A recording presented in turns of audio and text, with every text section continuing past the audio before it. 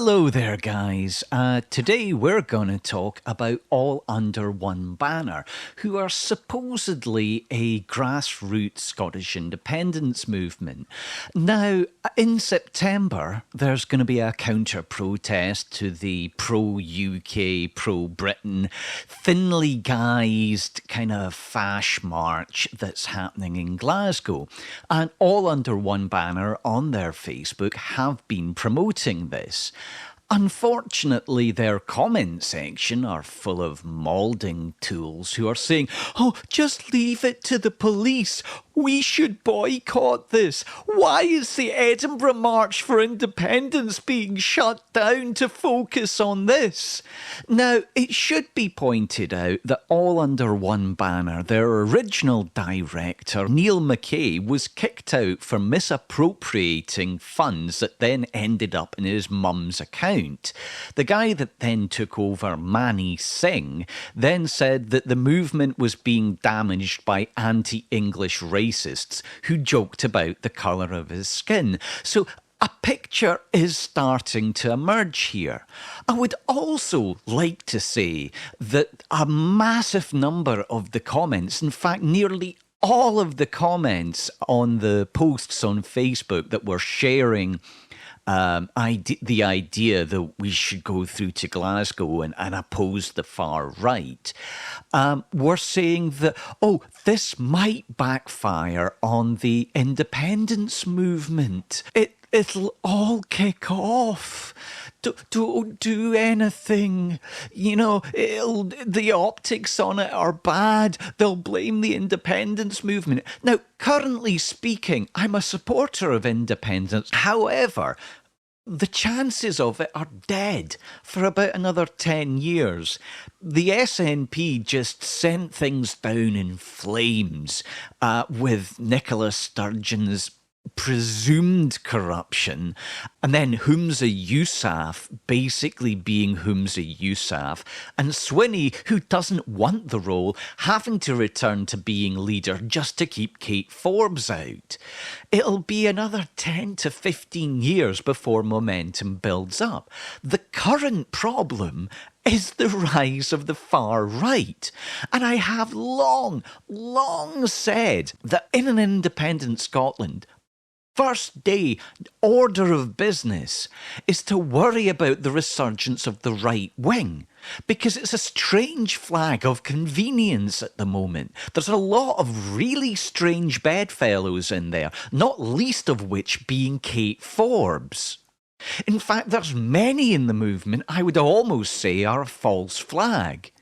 The resurgence of a right wing, if not far right, in Scotland will happen when, well, at least it's not English Tories now. It's our own scum. You know, that is going to be the first order of business to deal with. And I'm seeing more and more and more evidence of this, especially with literally nobody supporting the idea that fascism needs to be roundly challenged in George Square. Oh, let the police handle it, like the cowardly little craven bootlickers you are.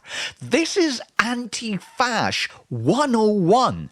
If you allow them to have the space unopposed, you are supporting fascism. You are legitimizing fascism by allowing them to appear that they have the numbers, that they are right, that everybody else does not go, no, never, and not on my watch. This is the very basics of anti-fascism and should be the very basics of any organisation, because you have to kick out the fash, because as I've said in a previous video, there simply isn't a safe amount of fash that you can have in your organisation or fascist sympathisers. It's like lead in the drinking water. You cannot allow it.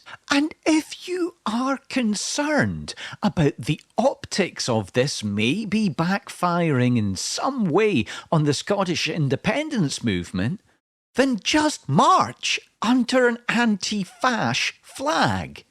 Because if you can't do that, if it's all about just waving the flag for independence, but you're too scared to, or there's some ideological problem with marching under an anti-fash flag, that starts to look a bit sus. That starts to look like you're not actually anti-fash, you're not actually anti the policies and the right-wing nonsense down in England. You're just anti-English. Now, give me a comment. Tell me what you think, guys. Because maybe I'm wrong. Maybe I am totally losing my mind here. But after last night, after seeing a samba band in Brighton, after seeing the streets reclaimed by ordinary, normal people in England, it behooves us as Scots, because if we're saying the whole reason that we want to be independent is that we are diametrically opposed to the politics of England and want to run things in a very different way, then we absolutely need to crush and nip any lurch to the far right in the bud. This is Plague Doctor Jim signing off, saying, well...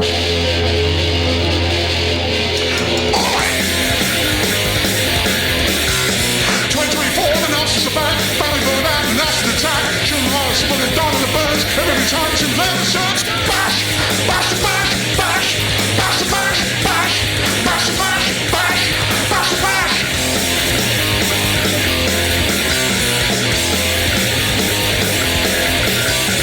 German divine, what's the same? Life of the struggle of some kind of game. Listen on bash until the martial art. You'll be ready when the apple starts to bash!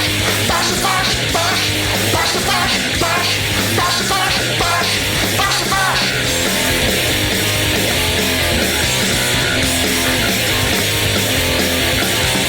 Folks start marching on your street, even guaranteed that we should get beat. People on streets that belong to us, you want someone to shout black, so just bash!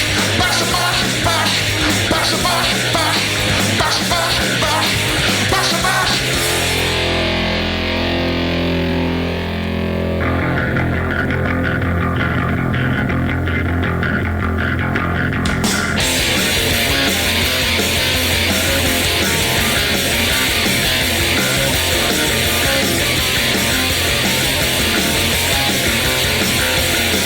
First I came to the Jews and I did nothing to help them because I was not a Jew.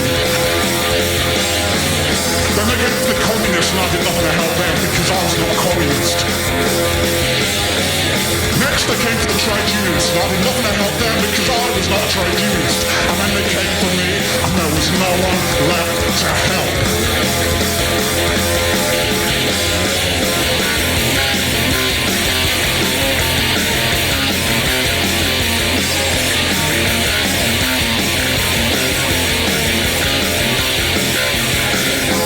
Hitler himself said the only way to stop the rise of Nazi Germany would be if it was rented if their enemies had recognised what it was right at the start and smashed it in its infancy with the utmost force. For once, we agreed with him. Waving placards and charging a fascist in megaphones and accomplishes absolutely nothing. The only way to stop Nazis scum like the BNP is by physically confronting them and literally kicking them off our streets.